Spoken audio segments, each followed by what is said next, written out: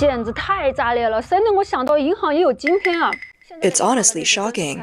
Who would have thought banks would end up like this? Things aren't going well for them right now. Some homeowners can't even keep up with their mortgage payments, and the bank actually called, saying that even paying just 100 yuan a month would be fine. The homeowner responded, "Just take my house and auction it off," but the bank refused to do it. 你敢断供，银行就敢告你。 The situation has completely changed now. If you stop paying your mortgage, the bank doesn't threaten to sue you like before. Instead, they beg you, offering things like deferred payments or even lowering your interest rate. The craziest part is that I've heard of banks helping people find jobs. If your monthly mortgage is 2,500 yuan, the bank might help you find a job that pays over 3,000. So you'll have a little left over for living expenses after paying the mortgage. The situation mentioned by bloggers is widespread in China.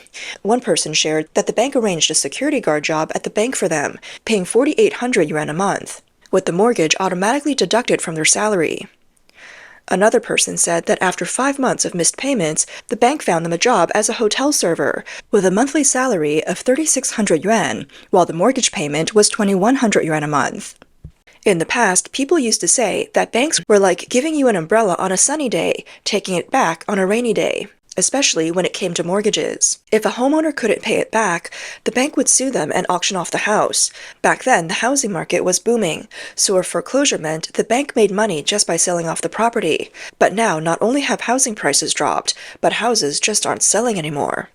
That's why many banks are no longer eager to auction off houses. Instead, they're working with homeowners to find solutions. The banks are more worried about the risk of people defaulting than the homeowners are. This is just their most logical choice right now. So, how many homes are being foreclosed in China? There aren't any official numbers yet, but many sources have cited estimates and scattered data that show just how serious the default situation is. The scale of foreclosures is often assessed by looking at auctioned homes, but the actual number of defaults is likely higher than the number of auctioned homes. Foreclosed homes are those that, because the homeowner can't pay their mortgage, are sold off by the bank through a court auction. There are two main sources for foreclosures. One is due to mortgage defaults, and the other is when the house was used as collateral for a loan that couldn't be repaid. According to data from Wind, in August, there were almost 82,000 foreclosed homes listed for sale, breaking the 80,000 mark for the first time in 3 years.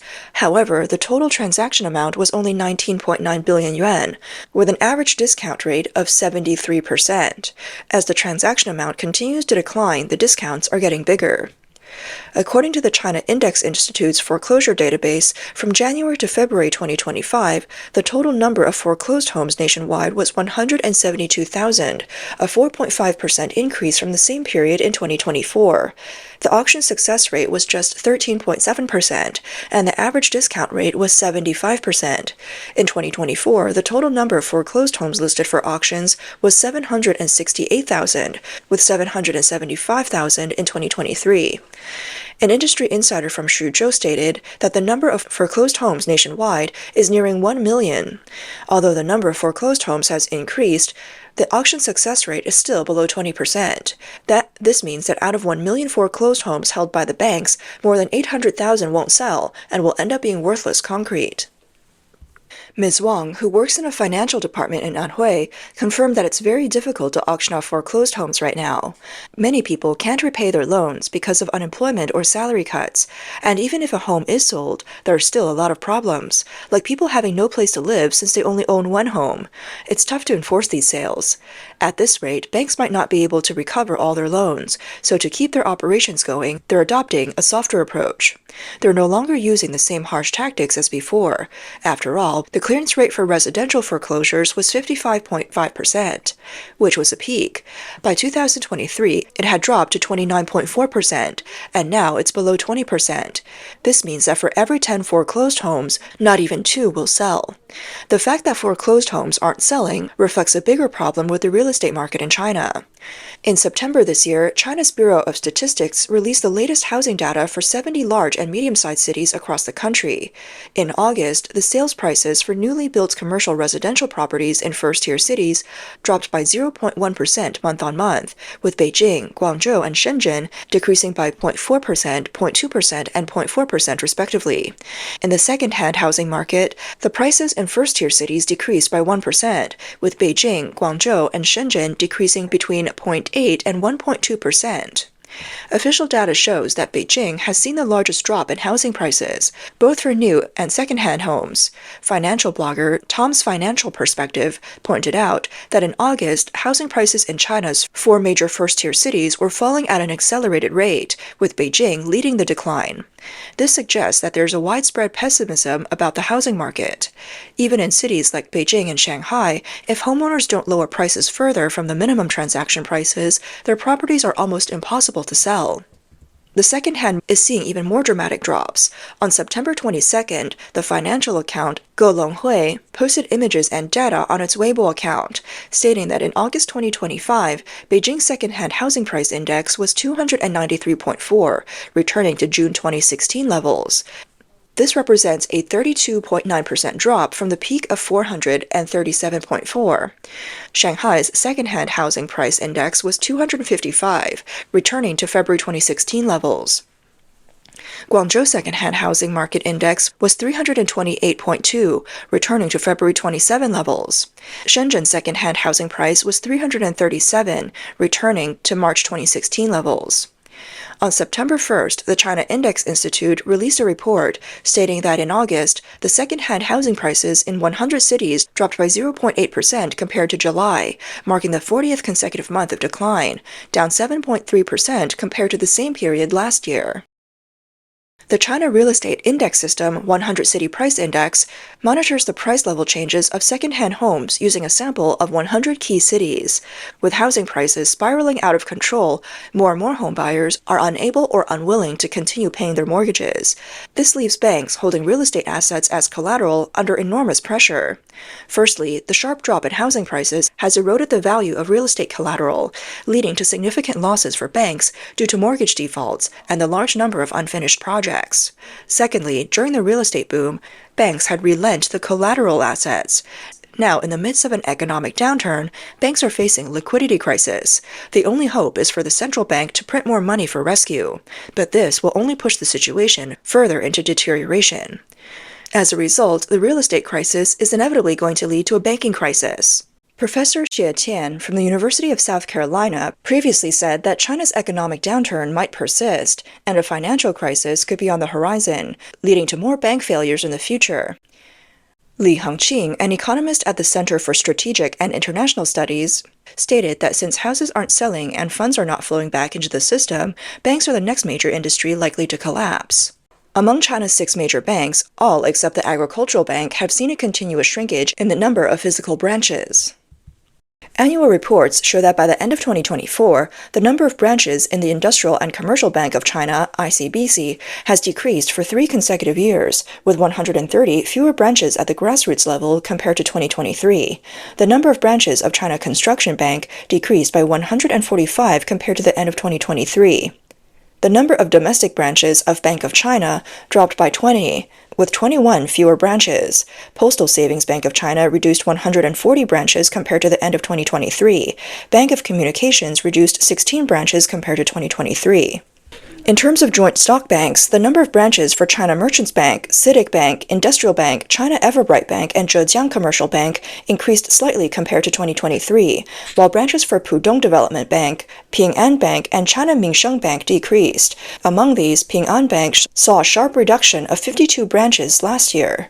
The latest financial reports for the first half of 2025 from the 6 major Chinese banks show a collective increase in non-performing loan balances, which rose by 85.6 billion yuan compared to the same period last year. Is a key indicator of the health of a bank's credit assets. A high NPL ratio indicates that a bank's loans are problematic, which can lead to reduced capital strength and an increased risk of collapse. As the main force behind home loans, 6 major banks have seen an increase in the NPL ratio for personal home loans. According to their financial reports, as of the end of June this year, the NPL ratios for personal housing loans for ICBC, CCB, ABC, BOC, Postal Savings Bank, and the Bank of Communications were between 0.73% and 0.86%. According to China Real Estate News, the reasons for the rising NPL loan ratios are twofold. First, the slowdown in income growth has directly affected the ability of homeowners to repay mortgages and other debts. Second, the downward pressure on the real estate market, such as fluctuations in housing prices and reduced transaction volumes, has created uncertainty about the value of mortgaged properties. Some borrowers may choose to default due to changing psychological expectations or economic pressures. In addition, some banks, in their expansion of credit businesses, have relaxed borrower screening standards, lowering the rigor of the risk assessments. Investment content creator and financial blogger Lin Yun noted that the negative impact of the real estate industry on the banking sector is far from bottoming out. In the medium term, the results of a halved real estate industry will force banks to shrink their scale, leading to deteriorating asset quality. In other words, the pot won't have enough lid to cover it. Economist and author of Financial Technology Yu Fenghui said, "It must be acknowledged that the golden era of the real estate market seems to be fading. The enthusiasm for home buying has noticeably cooled. Coupled with the uncertainty of the economic situation, people are tightening their wallets, leading to fewer people rushing to take out loans. As a result, the housing loan pie in banks is shrinking as well. The crisis triggered by real estate is not only affecting the 6 major banks and some larger commercial banks. The latest semi-annual reports show that several regional banks have also seen significant increases in their real estate loan NPL ratios. A typical example is Qingnong Commercial Bank, where the NPL ratio for real estate loans skyrocketed from 7.2% at the end of last year to 21.3%. This corresponded to an increase of about 1.2 billion yuan in NPLs, around 2.1 billion yuan. As a result, the proportion of real estate NPLs in the bank's total NPLs soared from a quarter to over 60%. While the bank claimed this was due to individual loan risk exposures, the severe deterioration in the data still caused a market stir. Other banks are similarly showing high-risk exposures.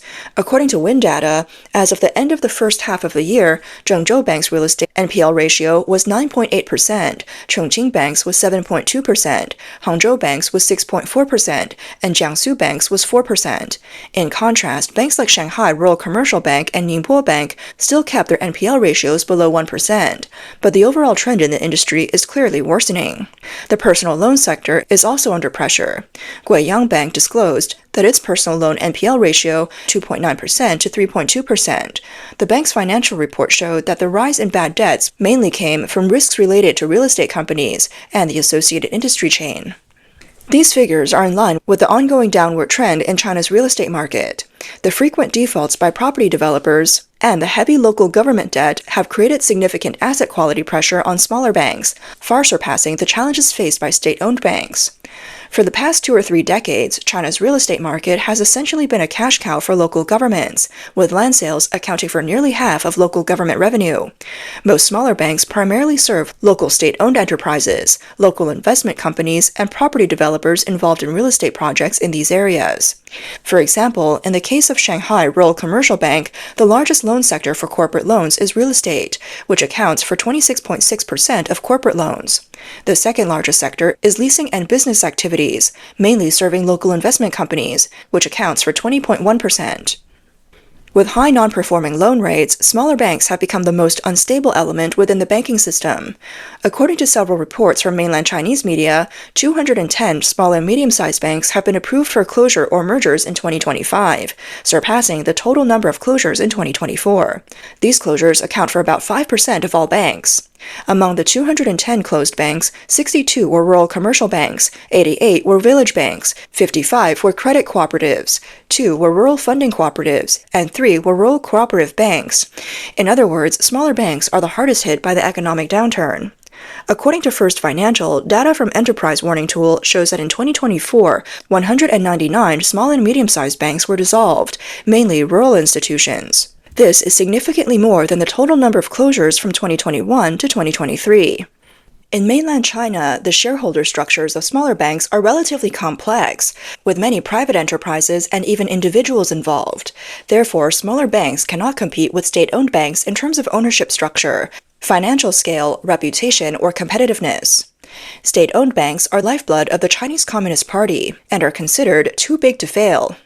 Even for state-owned and large banks, net profits have decreased, and their net interest margins have dropped to concerning levels. According to the first quarter 2025 financial report, the 6 major state-owned banks generated revenue of approximately 910.2 billion yuan, a year-on-year decrease of 13.9 billion yuan, representing a 1.5% drop. The net profit attributable to the parent company was 344.4 billion yuan, a decrease of 7.34 billion yuan, or about 2%. Among them, 4 banks saw negative growth revenue. ICBC, while the only bank with quarterly revenue exceeding 200 billion yuan, saw a year-on-year decline of 3.2%, and CCB's revenue drop was even more significant. In terms of profitability, ICBC and CCB both saw their net profits decrease by nearly 4% year-on-year for the quarter, with the decline widening compared to the first quarter of 2024. BOC and Postal Savings Bank saw net profits drop by 2.9% and 2.62% respectively. The net interest margin is a key indicator of a bank's profitability. In the first quarter of 2025, all 6 major banks saw their NIMs decline, all falling below 1.8%. Postal Savings Bank had the highest at 1.7%. while BOCOM dropped to as low as 1.23%. The significant narrowing of the NIM for state-owned banks has further impacted their overall profitability. Additionally, the widespread deterioration of performance among state-owned banks reflects the severe economic downturn in China. As China's real estate market continues to decline, even state-owned banks will face the risk of collapse, while smaller banks may find their survival space shrinking, potentially already on the path to closure.